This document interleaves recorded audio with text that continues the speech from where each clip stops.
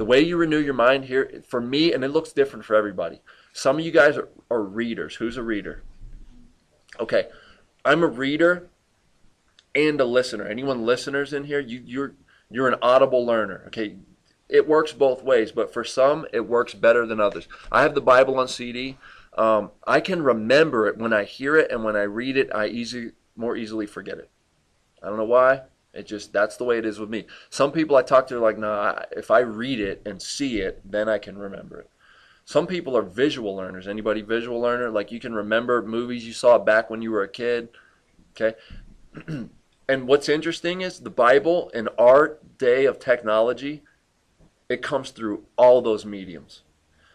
Books galore, and they're cheap. Teachings galore where you can download them for free. You can load up 16 gigs on your iPod and just listen to teachings for months. DVDs are available for teachings. You can go on many of these guys' websites and watch them preach if you're a watcher. If you're like, I don't like reading and I don't like listening, I like to watch, go online and watch. Stream it on your phone, whatever. Okay? Stop being conformed to this world and be transformed by the renewing of your mind. Unless the mind is changed, unless your thinking changes, you will not change. It doesn't just magically happen.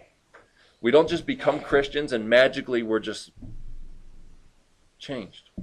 There's a process that God made it to be this way. He made us learning creatures. Did you know that when we get to heaven, like with perfect bodies and the sin nature is gone, that we're going to continue to learn and grow for eternity? It will be a continual process of growing and discovering, and like a lot of people think like when you get to heaven it's all over. Boring. I know everything. There's nothing more to do. No. What you guys don't understand is if you read the Bible closely, it's going to be this physical world perfect, regained, paradise restored, physical bodies, real food, real people with real bodies.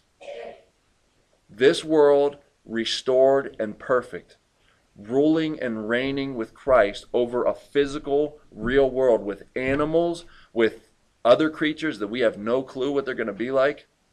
Okay, you can read Revelation and see some of them. They're crazy looking. Okay, flying creatures, but physical, a real place, not a spiritual, mystical, sort of immaterial, floating on clouds place. Just like this, with real bodies, with conversations and language and music. Did you know that like a lot of Revelation is singing? Do you guys ever notice that? There's going to be music in heaven. We're eating in heaven. Jesus said to his disciples at the Last Supper, they're drinking wine. And he's like, I'm not going to drink from the fruit of the vine again until when? I drink it anew with you in the kingdom. So we're going to be drinking wine with Jesus. You think that's going to be good wine? Yeah.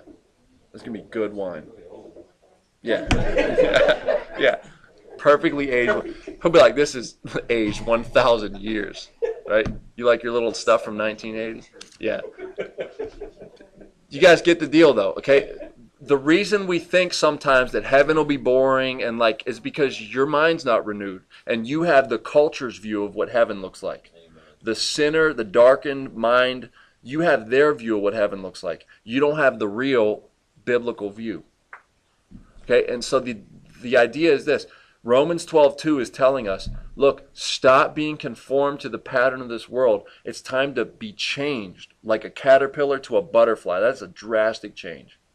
And how do we do this? We renew our mind. Listen to teachings. Read the Bible. Have discussions with Christians. Ask questions. Watch teachings. Okay? And as you do those things, pray. My goodness, pray. Okay? You can talk to the Creator yourself anytime, and you don't even have to say anything out loud. That blows me away. That like at any time, I can think prayers and God hears me. And those prayers that I've thought many times have been answered so specifically, I don't believe there's any such thing as coincidence or random turn of events. Okay? here's my encouragement. Let's begin to be transformed. And think about this. When you get up tomorrow, think about yourself as in you're continually learning all day. Right? You have conversations with people and you're like, I never knew that. Or you are learning all day. You're watching billboards. You're hearing the radio. They're giving you news updates on what's going on. You are constantly learning. You're having conversations with your coworkers, with your mom and dad, with your siblings, with your kids, and you are constantly learning. How much of it is truth from the Bible? Okay? That's how our lives change.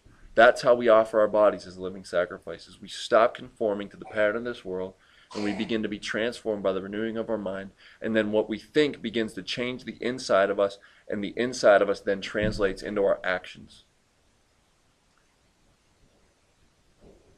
Okay? All right, next week, what we'll do is we'll take the second part of verse 2. After you begin to be transformed by the renewing of your mind, the verse says, then after that you will be able to test and approve what God's will is. His good, pleasing, and perfect will. So the idea is you have all these people who are concerned with God's will and what is it, and there is a way to know it. And the verse says you got to be transformed first. Okay, once you're transformed, then you'll know what God's will is.